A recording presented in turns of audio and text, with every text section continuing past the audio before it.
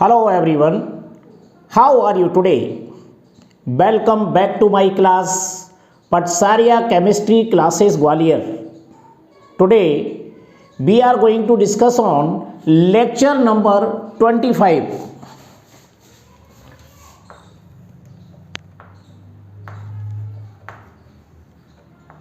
Lecture number 25.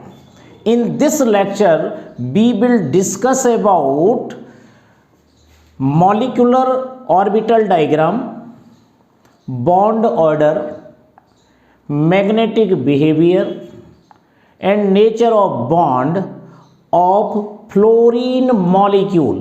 तो fluorine molecule के बारे में मैं आपको आज बताने वाला हूं. तो यहां पर लिख रहा हूं molecular orbital diagram of fluorine molecule.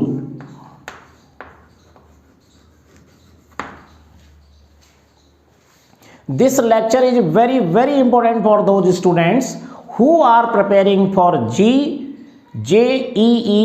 or NEET NEET with academic exam or board exam or 12th exam.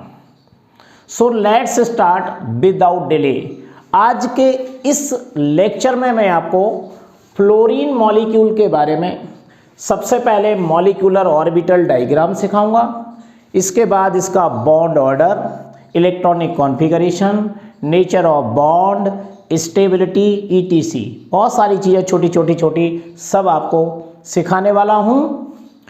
Previous lecture में मैंने इसके जस्ट पहले ऑक्सीजन मॉलिक्यूल का ओवरऑल ये सब कुछ आपको सिखा चुका हूं. फिर भी यदि आपको वो लेक्चर समझ में नहीं आया है तो आज इस लेक्चर से आप अपनी प्रॉब्लम्स दूर कर सकते हैं. तो देखिए इसको स्टार्ट करते हैं. सबसे पहले मैं आपको बताऊं कि अगर हमें किसी का MOD ज्ञात करना है, मॉलिक्यूलर ऑर्बिटल डायग्राम, तो हमें कुछ पॉइंट्स को सबसे पहले समझ लेना चाहिए.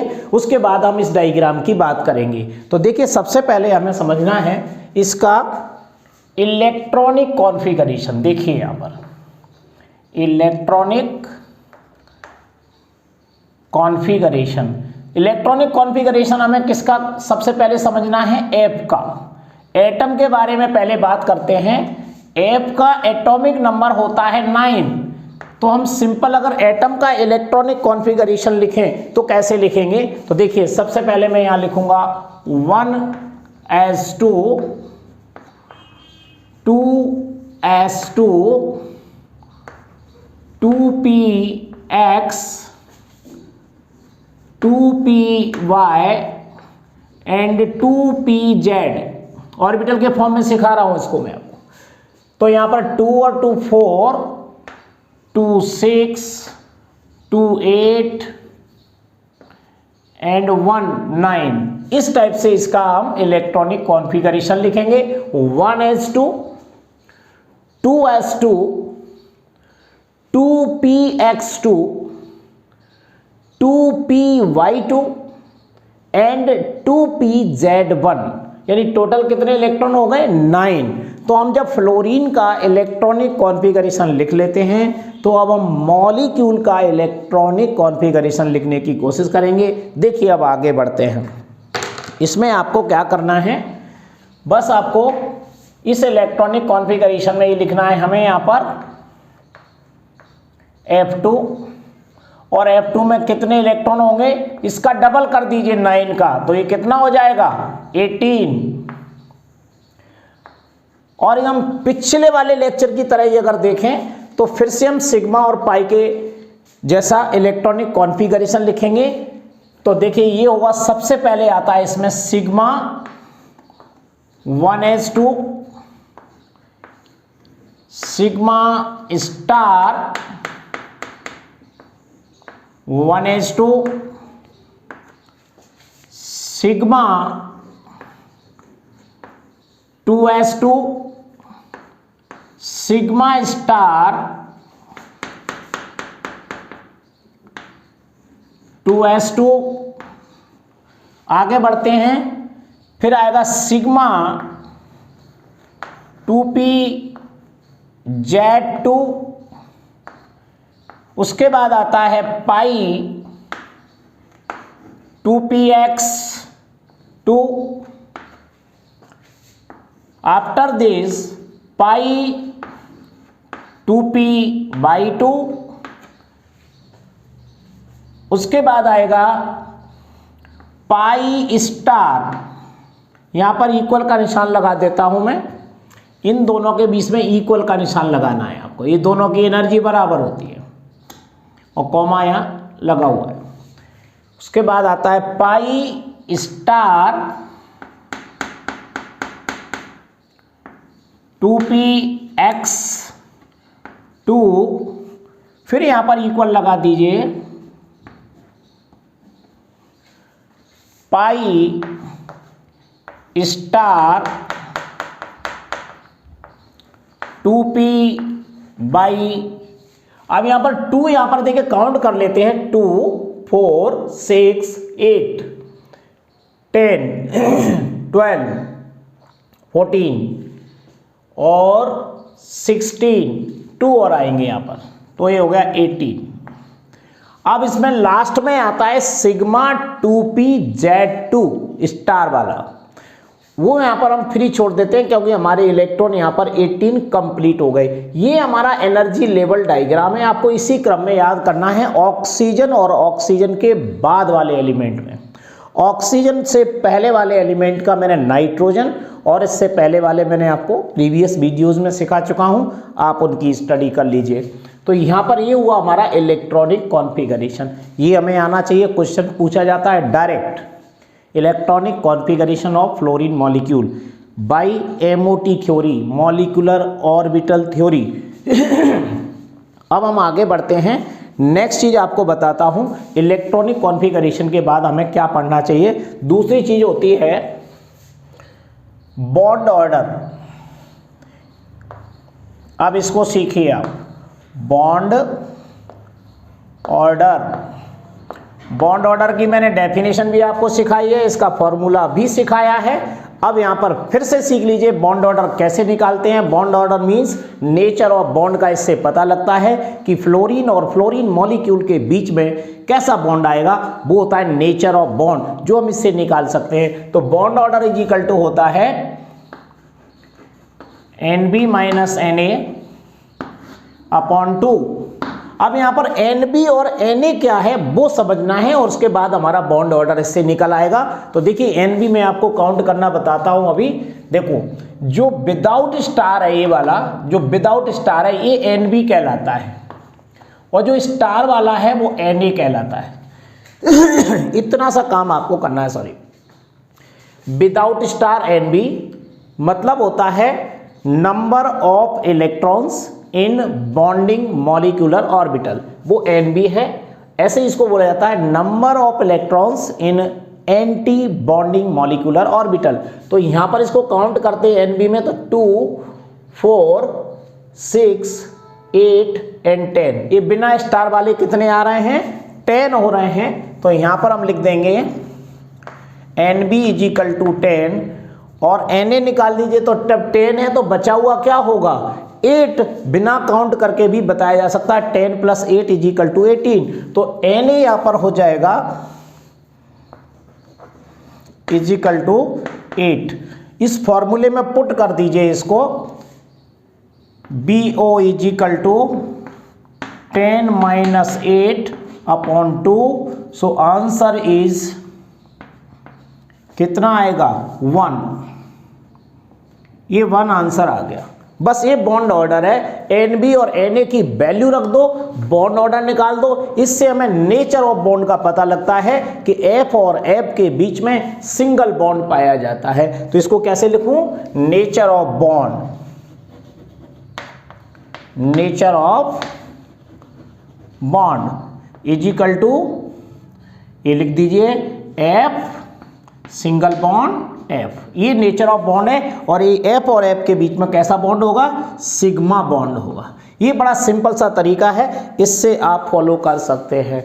आपको समझ में आ गया बॉन्ड ऑर्डर, आपको समझ में आ गया नेचर ऑफ बॉन्ड। अब आगे की बात करते हैं, इसमें मैग्नेटिक नेचर वो कैसे निकालेंगे इसको भी आप समझ लीजिए।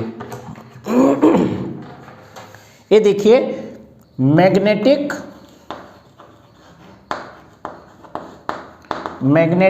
Nature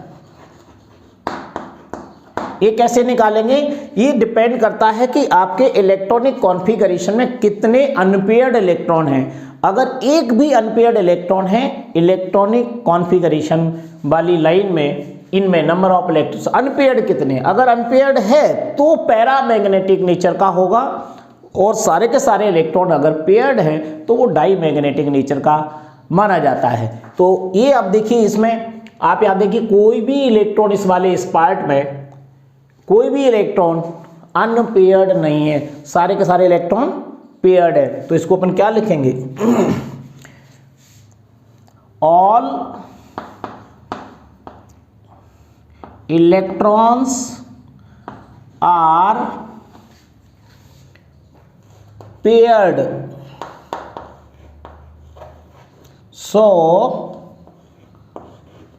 F2 molecule is diamagnetic.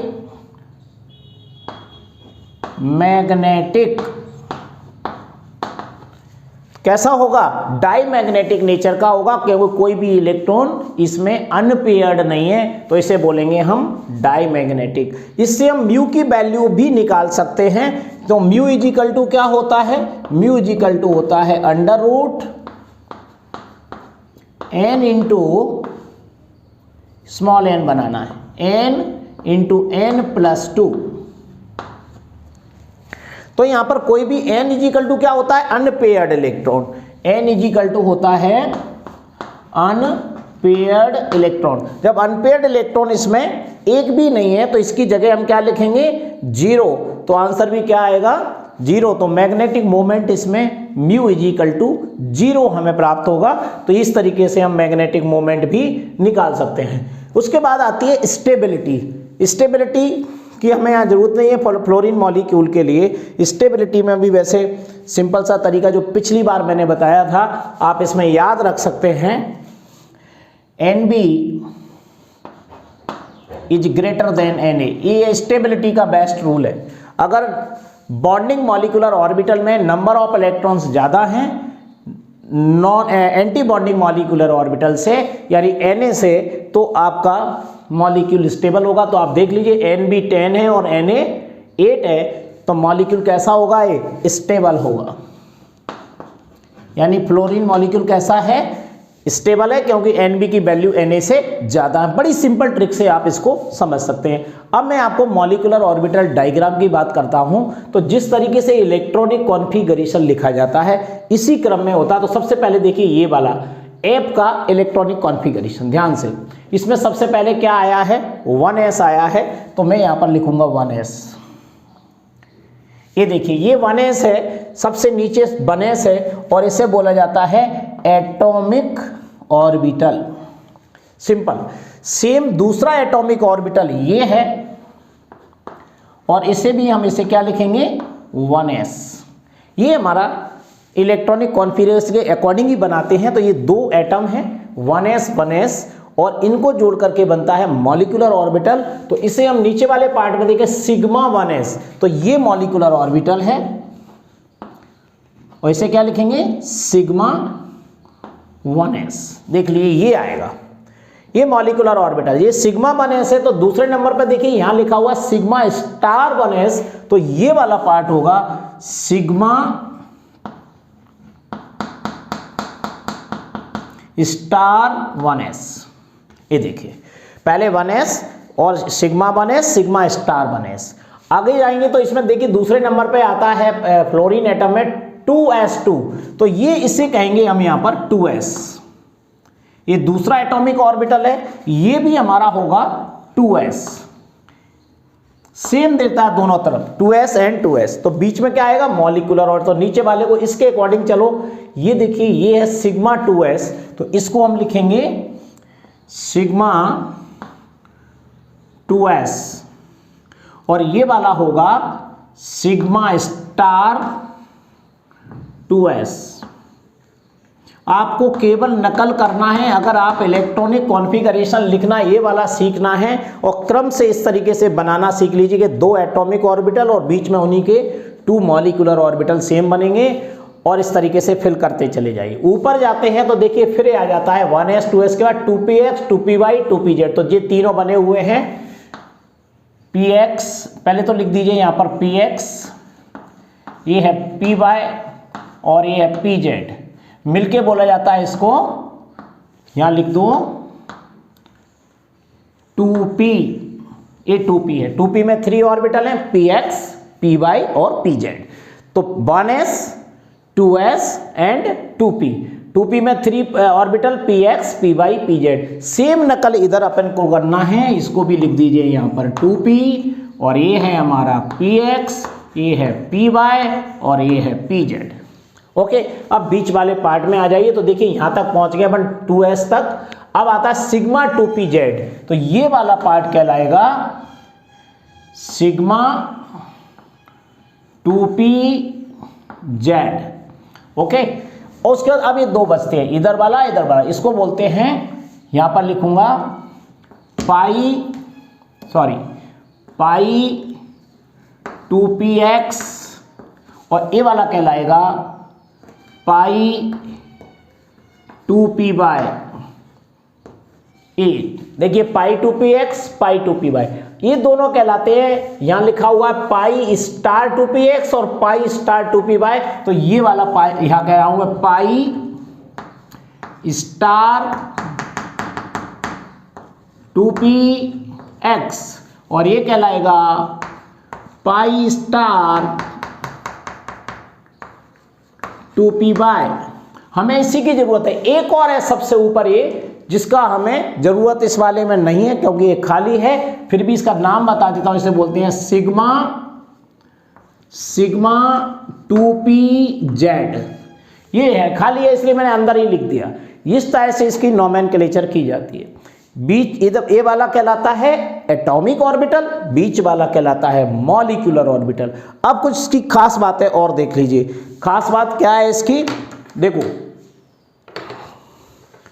इसमें NB और Na कौन कौन से कहलाते हैं। जैसा मैंने कहा ना, बिना स्टार वाला NB और स्टार वाला Na।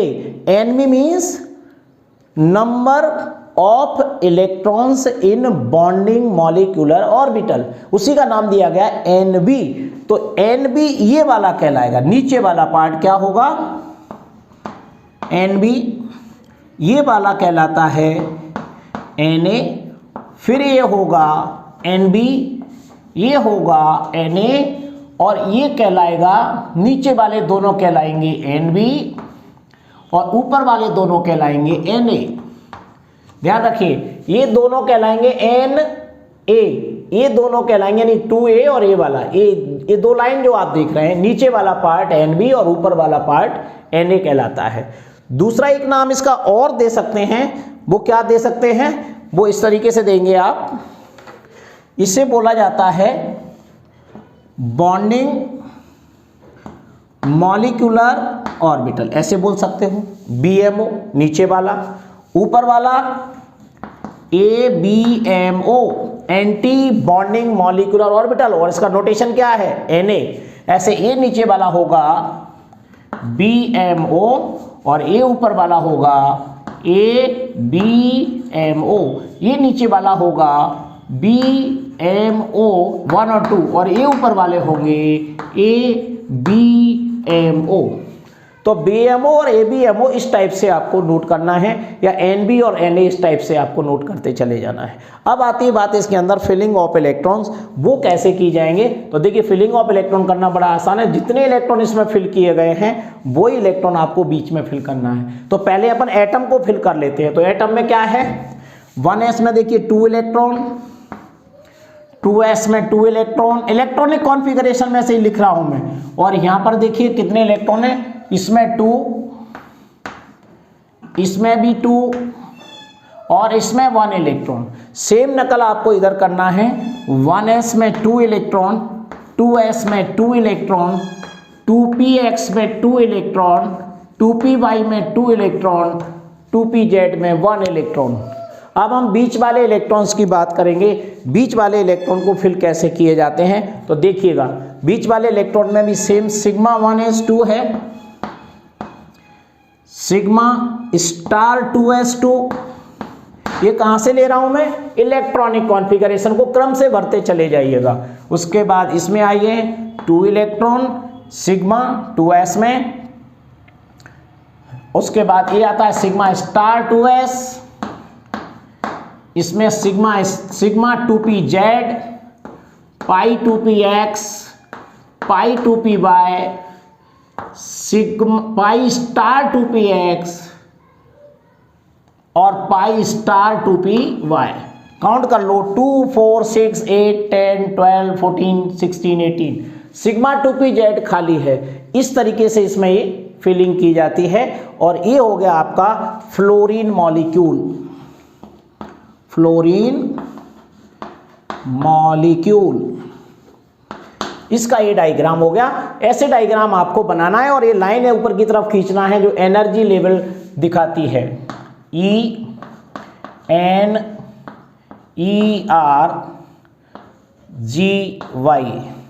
एनर्जी ये ऊपर की तरफ दिखाई गई है।